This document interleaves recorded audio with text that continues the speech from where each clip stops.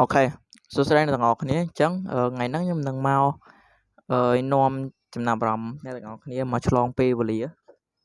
មិនមែនថាយើងត្រូវឆ្លងពីអឺពេលវេលាមួយទៅពេលវេលាមួយទេអត់ទេគឺខ្ញុំនឹងឲ្យអ្នកទាំងអស់គ្នាគិតជាមួយនឹងខ្ញុំដែរអូខេអញ្ចឹងខ្ញុំមាន time show មួយថាឧទាហរណ៍ថាអ្នករៀនដឹងហើយអ្នករៀនវិទ្យាល័យឬក៏បឋមអីគឺដឹងច្បាស់ហ្មងដូចថាមួយថ្ងៃអញ្ចឹងទៅមួយថ្ងៃហ្នឹងពេលព្រឹកងើបពីដេកមកដកធ្មេញដកអីហើយរៀបចំទៅរៀនឧទាហរណ៍ទៅរៀនគួរអញ្ចឹងទៅអញ្ចឹងលក្ខណៈថាយើងអត់ខ្វល់ពីម៉ោងអីចឹងណាយើងហីទៅមកផ្លែទៅម៉ោង2:10បាត់ម៉ោង2:10ហើយយើងមកផ្ទះញ៉ាំបាយញ៉ាំអីហើយស្លៀកពាក់កាតាបស្លៀកពាក់កាតាបស្លៀកពាក់អាវស្លៀកពាក់កាតាបអីទៅរៀនខ្មែរអញ្ចឹងណាទៅហើយលេងអត់ដល់ប៉ុន្មានបបហើយបាត់ម៉ោង5បាត់ម៉ោង5ហើយឧទាហរណ៍ថាយើង enjoy វាយើងអត់ខ្វល់ម៉ោងលឿនមែនតើដូចថាម៉ោង5អញ្ចឹងទៅឧទាហរណ៍យើងទម្លាក់កាតាបមើលទូរស័ព្ទឬក៏យើងធ្វើអីមួយអញ្ចឹងទៅម៉ោងហ្នឹងគឺដើរលឿនហ្មងដូចថាអឺ5ឧទាហរណ៍ថាម៉ោង5អញ្ចឹងទៅអញ្ចឹងយើងទម្លាក់កាតាបមើលទូរស័ព្ទឧទាហរណ៍អញ្ចឹងដែលណាថាយើងមើលយូរទៅម៉ោង6ម៉ោង7ម៉ោង8ម៉ោង9ដេកហើយក្រោមឡើងវិញអញ្ចឹងមួយថ្ងៃពីរមួយថ្ងៃគឺលឿនមែនតើដូចឧទាហរណ៍ថាម្សិលមិញអញ្ចឹងម្សិលមិញហ្នឹងខ្ញុំខ្ជះខ្ជាយម៉ោងឧទាហរណ៍ថាយើងមួយជីវិតយើងអានេះយើងខ្ជះខ្ជាយម៉ោងអញ្ចឹងទៅអញ្ចឹងឧទាហរណ៍ថាមួយជីវិតយើងខ្ជះខ្ជាយម៉ោងមួយជីវិតហ្នឹងហ្មងអញ្ចឹងម៉ោងគឺដើរលឿនមែនតើដូចយើងឆ្លងពេលវេលាអញ្ចឹងអាហ្នឹងគឺ process ចាអញ្ចឹងខ្ញុំពិចារណាឲ្យវីដេអូនេះវីដេអូវល់បើសិនជាអ្នកគ្នាមានបញ្ហាចំពោះការវល់ហ្នឹងគឺអាច skip វីដេអូនេះបានបាទអញ្ចឹងនេះគឺជា time show ដែលខ្ញុំនឹង show អ្នកទាំងអស់គ្នាបន្តិចទៀតនេះអញ្ចឹងឧទាហរណ៍ថាយើងជាមធ្យមយើងរស់បាន80ឆ្នាំអញ្ចឹងក្នុងមួយឆ្នាំ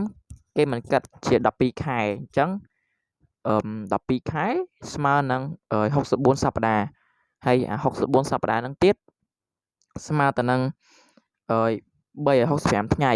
ហើយនៅក្នុង365ថ្ងៃហ្នឹងវាមាន8760ម៉ោងហើយក្នុង8760ម៉ោងហ្នឹងវាមាន5,250,060នាទីហើយនៅក្នុង5,250,060នាទីហ្នឹងវាមានចំនួនអញ្ចឹងអាចំនួនតួលេខវិនាទីហ្នឹងគឺជា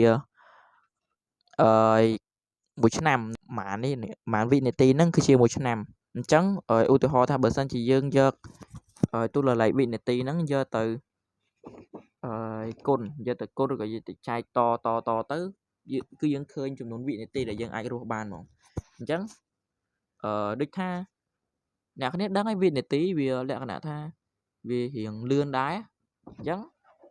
យ៉ាបើសិនជាឧទាហរណ៍ថាមួយវិនាទីរៀងយូរតែពេល1ម៉ោងបើសិនជាយើងឧទាហរណ៍ថាខ្ញុំនិយាយលក្ខណៈថាបើសិនជាយើងខ្ជះខ្ជាយម៉ោងតែមិនន័យថាយើងចាំអ្វីមួយបើចាំអ្វីមួយពេលវេលាដើរលឿនតែបើយើងខ្ជះខ្ជាយពេលវេលាដើរយឺតអញ្ចឹងខ្ញុំនិយាយខ្ជះខ្ជាយខ្ញុំមិននិយាយយើងចាំអីទេអញ្ចឹងអូខេអញ្ចឹងបើសិនជាយើងខ្ជះខ្ជាយម៉ោងក្នុង1ម៉ោងវាលឿនហើយ2ម៉ោងក៏វាលឿនដែរហើយបើសិនជាយើងខ្ជះខ្ជាយទៀតនេះអាតួលេខវិនាទីដែលខ្ញុំដាក់នៅលើអេក្រង់ហ្នឹងវាលឿនហ្មងដូចថាមួយខែបើសិនយើងអត់ចាប់អារម្មណ៍ទេមួយខែគឺវាលឿនមួយខែវាលឿនមួយខែទៀតលឿនលឿនរហូតហើយបើសិនជាយើងអត់ចាប់អារម្មណ៍មួយឆ្នាំពីរឆ្នាំទៀតគឺវាដើមឡើងយើងហើយអញ្ចឹងពេលវេលាគឺអត់ចាំយើងទេឈប់នឹងទាំងអស់គ្នាអញ្ចឹងខ្ញុំមានtrick មួយឲ្យអ្នកទាំងអស់គ្នាគិតអញ្ចឹងដូចខ្ញុំបានបង្ហាញអញ្ចឹងថាវិនាទីគឺវាមាននេះ3លានម៉ានហ្នឹងដែលខ្ញុំបានដាក់នៅលើអេក្រង់តាំងពីដំបូងហ្នឹងតែឥឡូវខ្ញុំដាក់ឲ្យមើលនេះហ្នឹងអញ្ចឹងឧបមាថាបើសិនជាអ្នកទាំងអស់គ្នារស់បានចំនួនរយៈពេល1ឆ្នាំគត់ដែលអ្នកគ្នារស់បានអញ្ចឹងណាអញ្ចឹងអាចចំនួនវិនាទីហ្នឹងដែលគេឧទាហរណ៍ថាគេ count down អាវិនាទីហ្នឹងដែលខ្ញុំបង្ហាញនៅលើអេក្រង់ហ្នឹងគឺគេ count down ពី3លានហ្នឹង31លានហ្នឹងឲ្យ count down ចុះមកក្រោមអញ្ចឹងអ្នកនរគ្នាមិនគិតថាពេលវេលាគឺវាដើរលឿនទេត្រូវអត់ ចឹងពេលវេលាហ្នឹងគឺវាអត់ដើរយឺតទេគឺវាដើរលឿនមែនតើឧទាហរណ៍ថាអ្នកទាំងអស់គ្នារស់បានឧទាហរណ៍ណាថាអ្នកទាំងអស់គ្នារស់បានមួយឆ្នាំអញ្ចឹងទៅហើយចំនួនវិនាទីដែលវា count down ហ្នឹងគឺ31លានអញ្ចឹងអ្នកគ្នាគឺគិតថាពេលវេលាហ្នឹងគឺដើរលឿនមែនតើហើយអ្នកគ្នាក៏វាថាគិតថាអស់ខ្លួនឯងឆាប់ស្លាប់ចឹងដែរអញ្ចឹងពេលវេលាគឺវាអត់ដើរយឺតទេបាទលក្ខណៈថាបើសិនជាយើងខ្ជះខ្ជាយពេលវេលាគឺពេលវេលាអត់ចាំយើងទេគឺវាទៅមុខហើយអញ្ចឹងបើសិនជាថាឧទាហរណ៍ថ្ងៃណាមួយអ្នកគ្នាមានអារម្មណ៍ថាអូខ្ញុំចង់ខ្ជះខ្ជាយពេលវេលាចង់ទៅអនាគតអូខេអ្នកគ្នាអាចខ្យល់បានបើគឺខ្យល់មួយហ្នឹងគឺប្រហែលពេលវេលាហ្មងហ្នឹងហើយអញ្ចឹងដូចថាយើងខ្យល់អញ្ចឹងទៅយើងនៅតែផ្ទះយើងលេងហ្គេមមើលទូរស័ព្ទអញ្ចឹងទៅអញ្ចឹងក្នុងមួយថ្ងៃពីរថ្ងៃហ្នឹងពេលវេលាគឺដើរលឿនហ្មងអត់ចាំយើងទេអញ្ចឹងដូចយើង time travel អញ្ចឹងគឺយើងដូចយើងទៅអនាគតអញ្ចឹងហ្នឹងហើយអញ្ចឹងអាហ្នឹងដូចឆ្លងពេលវេលាដែរអញ្ចឹងហ្នឹងហើយអញ្ចឹងវីដេអូយើងគឺមានតែប៉ុណ្្នឹងគោលដៅនៃវីដេអូនេះគឺខ្ញុំចង់គ្រាន់តែចង់ឲ្យអ្នកទាំងអស់គ្នាគិតថាយើងអាចឆ្លងពេលវេលាបានអត់ហ្នឹងហើយចំពោះការឆ្លងពេលវេលាហ្នឹងខ្ញុំអាចថាវាមានមែនដូចតាម theory គេថាតាម theory គេថាគេឆ្លងតាម worm hole ឬក៏ black hole អីចឹងទៅអញ្ចឹងអាចតាមត្រូវដែរនៅក្នុងអនាគតយើងអាចឆ្លងពេលវេលាបានអញ្ចឹងទៅប៉ុន្តែខ្ញុំដាក់ថាពេលវេលាហ្នឹងគឺយើងអត់អាចឆ្លងទៅប៉ះពាល់បានទេដូចថាបើសិនជាយើងឆ្លងពេលវេលាទៅកែយើងទៅកែប្រែអ្វីមួយឥឡូវខ្ញុំឧទាហរណ៍មួយទៀតឧទាហរណ៍ថាអ្នកទាំងអស់គ្នាហ្នឹងទៅឆ្លងពេលវេលាអានេះរឿង paradox ណាខ្ញុំនិយាយចូល paradox តិចអញ្ចឹងឧទាហរណ៍ថាអ្នកទាំងអស់គ្នាចង់ឆ្លងកាត់ពេលវេលាអញ្ចឹងឧទាហរណ៍ថាអ្នកទាំងអស់គ្នាមានម៉ាស៊ីនឆ្លងពេលវេលាមួយមានម៉ាស៊ីន time travel មួយអញ្ចឹងបើសិនជាអ្នកគ្នាចង់ឧទាហរណ៍ថាអ្នកគ្នាត្រូវបំពេញ mission មួយឧទាហរណ៍ណាហើយអ្នកគ្នាមានម៉ាស៊ីន time travel នៅផ្ទះអញ្ចឹងឧទាហរណ៍អ្នកគ្នាទៅសម្លាប់តាខ្លួនឯងឧទាហរណ៍ណាថាឧទាហរណ៍អ្នកទាំងអស់គ្នា time travel ទៅសម្លាប់តាខ្លួនឯងមានន័យថាអត់មានលក្ខណៈថាអត់មានយាយទេអញ្ចឹងអត់មានយាយហើយក៏អត់មានម៉ាក់ឬក៏អត់មានប៉ាដែរអញ្ចឹងអត់មានប៉ាអត់មានម៉ាក់ក៏អត់មានយើងដែរហើយអត់មានយើងក៏អត់មានយើងទៅ time travel ហើយទៅសម្រាប់ប៉ាយើងដែរអញ្ចឹងអាប្រតិកម្មហ្នឹងគឺវាវិលជុំអញ្ចឹងទៅយល់អត់អញ្ចឹងបើសិនជាយើងចង់ទៅកែប្រែអ្វីនៅអនាគតមួយអញ្ចឹងទៅអញ្ចឹងអនាគតហ្នឹងគឺនឹងបំលែងទៅជាអនាគតថ្មីរបស់យើងហើយអនាគតដែលយើងកំពុងតែនៅហ្នឹងគឺវានៅដដែលគឺវាបានប្រែប្រួលអីទេគឺអា timeline ហ្នឹងគឺអាយ៉ាទៅtimeline មួយទៀតដែលវាថ្មីស្រឡះហើយអនាគត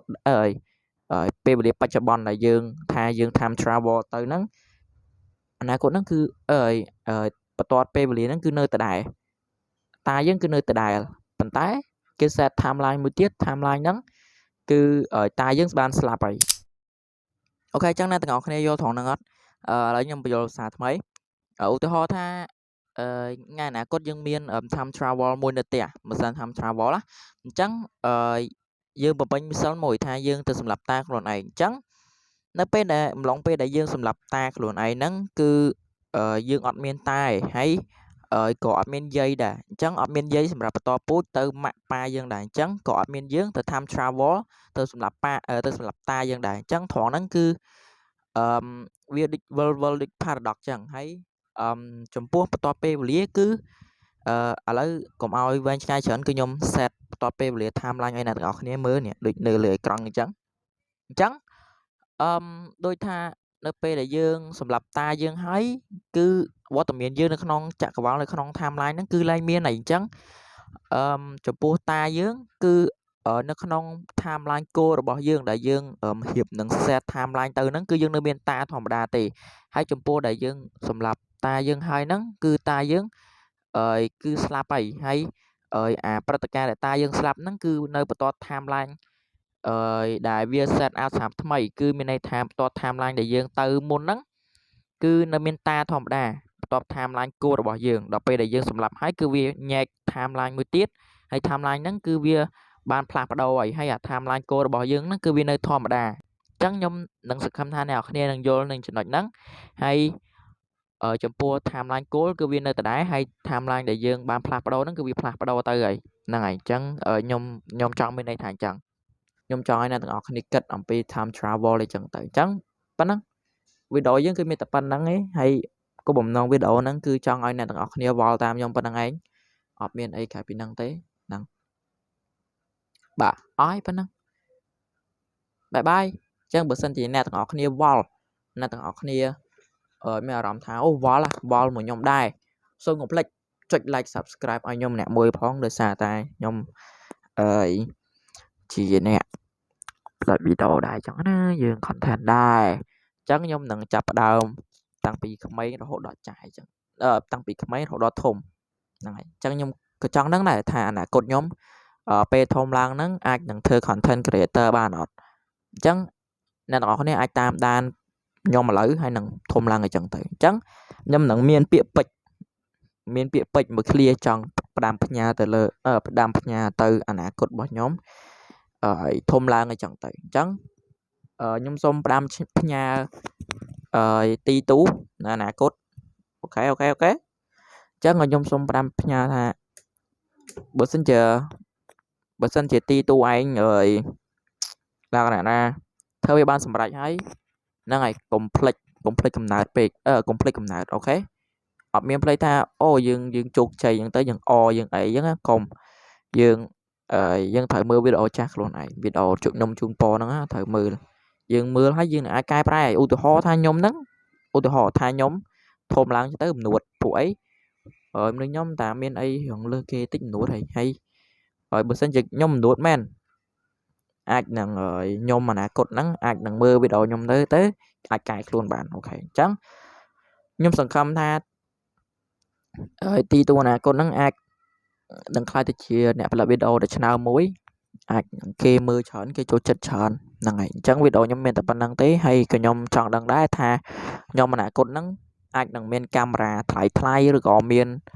ហ្គេមល្អលេងឬក៏មានចំណេះដឹងថ្មីឬក៏អាចចេះកាត់នេះចេះកាត់នោះធ្វើអីបានច្រើនជាងខ្ញុំអតីតកាលអញ្ចឹងណាអញ្ចឹង